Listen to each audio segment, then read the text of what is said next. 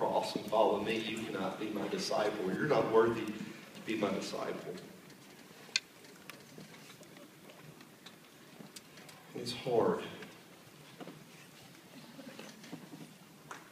There are some that will teach you this, that life is rosy and that you'll never be sick and you'll never face adversity and you'll never be without money. And there's a title for it called that. It's called the health and prosperity gospel. And I cringe when they even tag the gospel onto the end of that, because there's nothing gospel about it.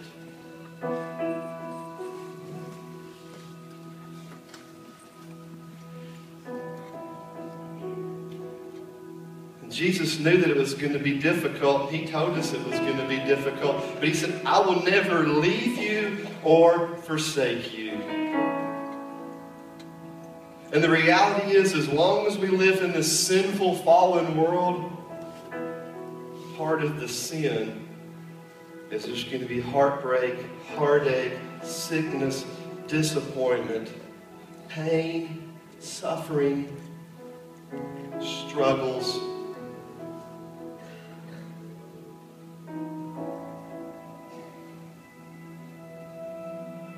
But I love this. Catch this. When Jesus takes us home, when either he takes me home, look, you know what? They told me that the statistics on CML and getting CML, 1 in a million. There's about 7,000 people in the United States that have CML. 1 in a million. I'm like, hey, if you're going to get something good. Not everybody's got it. You can brag about what you got. I'm like, yeah, I got CML. Check that one out. But check this out. If he calls me home, or if he busts the clouds wide open and he says, look, church, I've had enough. I'm taking you. This is what the words say in Revelation, that he will wipe away every tear from your eye.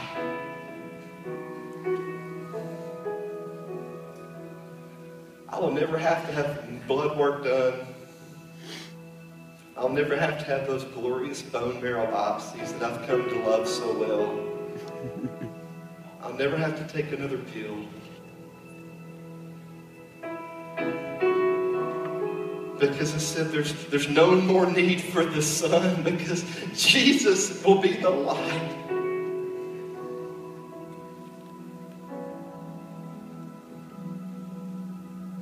And the enemy will be vanquished forever.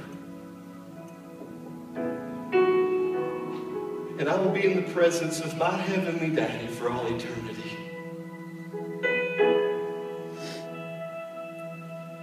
You see, I could tell you story about this journey of leukemia, because the day we pulled in the parking lot, we didn't have a lick of health insurance.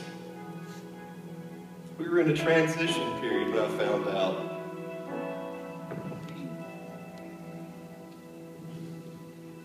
My 5 days in the hospital were more than I could make in a lifetime. And you know what I owed when I walked away from the hospital?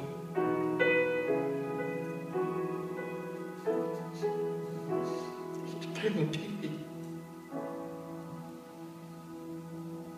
For weeks and weeks, there was never a day. It was excitement going to the mailbox and coming home.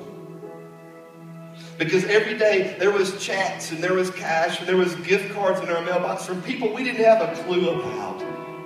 There was sacks of groceries on our porch. Let me tell you what, we sat down and we wept over a package of toilet paper. Because my God provides. Because He's, I'm going to send a comforter and I've got this. And there's a lot of times I don't really feel good. And there are days I just assume to stay in bed. But God's like, I got something for you. There are people who need to hear it. There's people that need hope. There's people that need to encourage me. And I found that there's people far off physically worse than I am. And I got nothing to complain about because I'm here at camp. Youth leaders, if you would stand. Guys, some of you heard